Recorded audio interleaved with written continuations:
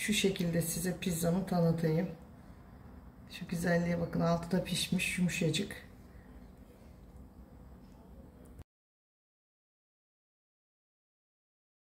Arkadaşlar şu güzel pizzamızı şekilde sizin için yiyorum. Muhteşem, olağanüstü bir lezzet. Lütfen bu tarifimi deneyin. Çok seveceksiniz. Şahane. Merhaba değerli takipçilerim. Servin'in mutfağına hoş geldiniz. Bugün sizlere patlıcanlı pizza tarifi veriyorum. Bugün domates sosu kullanacağım. Eğer elinizde domates sosu yoksa 2 adet domatesi sos haline getirebilirsiniz. Bir çay bardağı, küçük çay bardağı süt, 200 milimlik su bardağının yarısı tam 100 milimlik oluyor. 100 milim süt. Ben bir tek pizza yapıyorum. Siz dilerseniz ölçüyü artırabilirsiniz. 100 milim de su, ılık su, oda sıcaklığında. 5 gram mayam var. 5 gram şekerim var. 1 tatlı kaşığı tuzum var. 1 tatlı kaşığı zaten karşılığı 5 gram yapıyor. Karıştırıyorum. Mayanın biraz erimesini bekliyorum.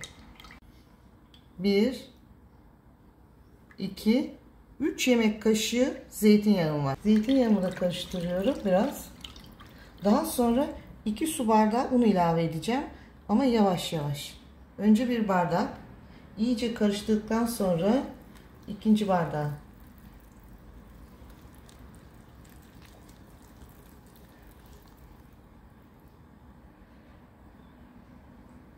Şimdi 1,5 bardak oldu.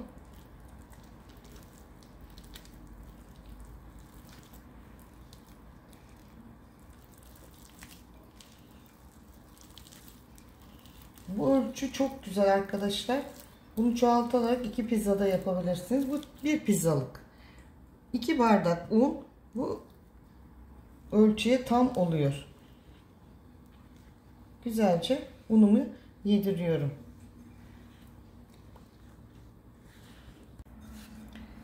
Hamurumu 3-4 dakika bu şekilde yoğurdum. Pizza hamurumu. Şöyle kapatıyorum altını. Hafif şöyle bir un serpiyorum. Üzerine de hafif un serpiyorum. Eline kabarsın diye şöyle bir açıyorum. Çünkü poşet geçireceğim şimdi üzerine. Bir 30 dakika hamurumuzun mayalanmasını bekleyeceğiz. Hava almaması gerekiyor. Hava çok sıcak. Hamurumuzun kurumaması için iyice sarıyoruz. Patlıcanımızı kolay doğramak için şöyle önce 2'ye bölüyoruz. Daha sonra şöyle bir alıyoruz.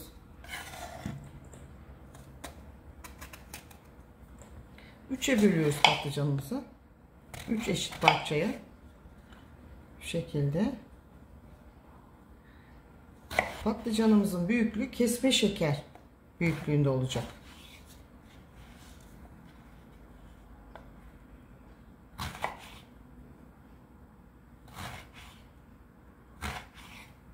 Bakın şu şekilde kesme şeker gibi.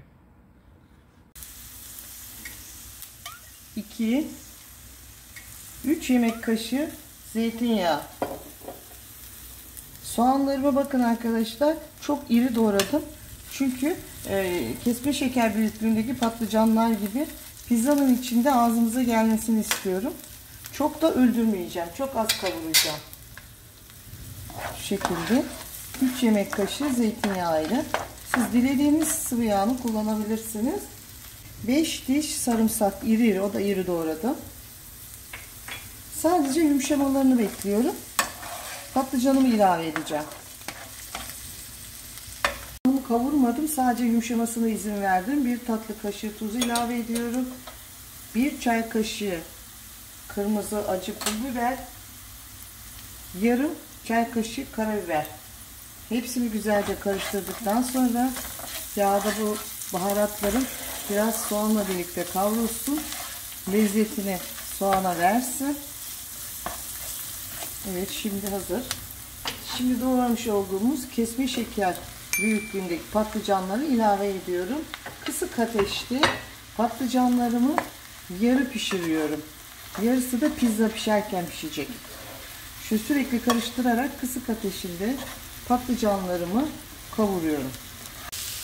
Patlıcanlarım yarı kavruldu. İçerisinde çok iri doğramış olduğum biberlerimi bir veya iki kere çevireceğim.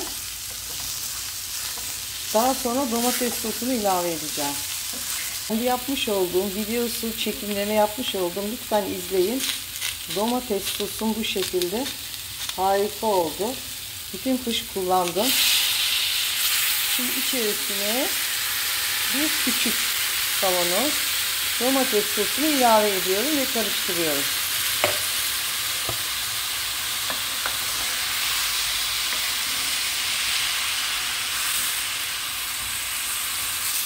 Domates sosunu da iyice karıştırdıktan sonra 1-2 dakika domates sosuyla birlikte pişmesine izin verelim.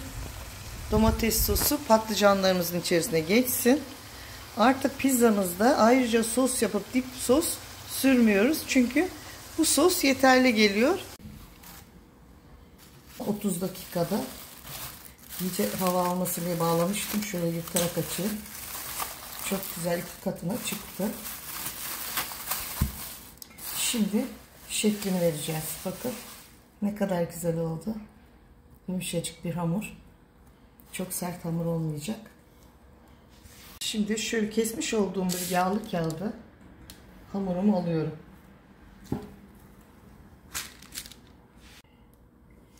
Yağlı kağıdımı şöyle pizza tepsimin büyüklüğünde kestim. Garantiye aldım. Çünkü yapışma yapabiliyor. Dilerseniz elinizi hafif yağlayıp pizza hamurunuzu şu şekilde yapabilirsiniz. Elle. Dilerseniz merdane ile şu şekilde. Kağıt üzerinde açarsanız bu şekilde ikinci işlem olmuyor. Çok kolay oluyor. Pizza tepsisinin üzerine koymayı veya herhangi bir tepsinin üzerine koyması. Tam yuvarlak şeklini vereceğiz. Bundan sonraki aşamamız şu şekilde yapıyoruz.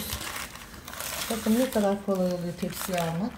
Bundan sonraki aşamada şöyle kenarlarını pizzamızın elle artık şekil vereceğiz. Biraz kenarları şöyle yarım santim yükselteceğiz. Çünkü malzemelerimiz taşmasın diye. Bu salamsız, sosissiz, et yemeyenler için şahane bir pizza oluyor. 10 dakika tepsi mayası yaptım. Şimdi 7 dakika fırında pişecek. Daha sonra malzemesini ilave edeceğim. Patlıcanım pişti. Domates soslu hazır.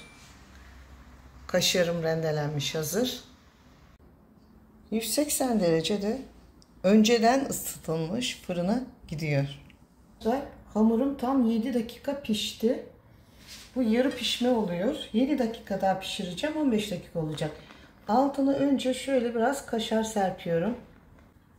Şimdi hazırlamış olduğum soğuttuğum içten her yerine eşit şekilde dağıtıyorum. Domates sosu altına sürmüyorum.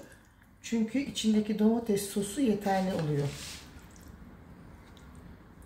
Patlıcanlarım pişmiş olduğu için sonradan ilave ediyorum.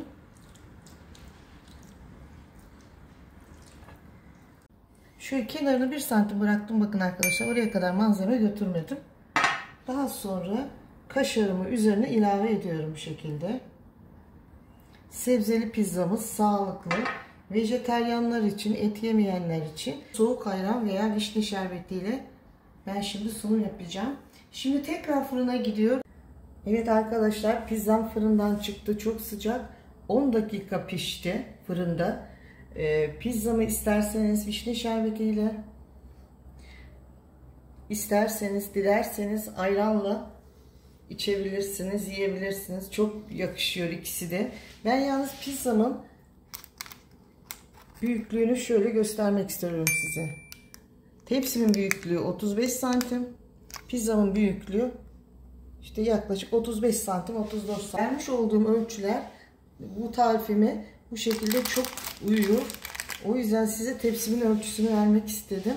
Ben şimdi bunu kalıbından çıkaracağım rahat kesmek için. Şöyle yapıyorum. Bakın ters çeviriyorum tepsimi. Daha sonra pizzamı alıyorum. Şöyle yavaşça kağıdı çekiyorum. Bakın ne kadar kolay oluyor. Bu şekilde sunum. Evet arkadaşlar, pizzamız patlıcanlı, sebzeli, şahane, fresh bir lezzeti oluyor.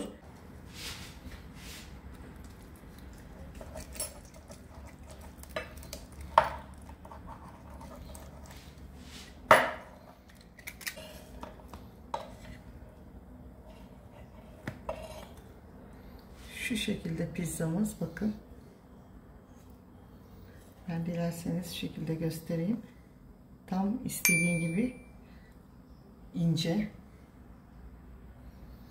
Bu ölçü arkadaşlar çok güzel bir ölçü. Kalın olmuyor. 35 santimlik pizzamız şahane olur. Ben dilerseniz elime alayım. Şu şekilde size pizzamı tanıtayım. Şu güzelliğe bakın, altı da pişmiş, yumuşacık. Arkadaşlar şu güzel pizzamızı şu şekilde sizin için yiyorum. Muhteşem, olağanüstü bir lezzet. Lütfen bu tarifimi deneyin. Çok seveceksiniz. Şahane. Hepinize afiyet olsun.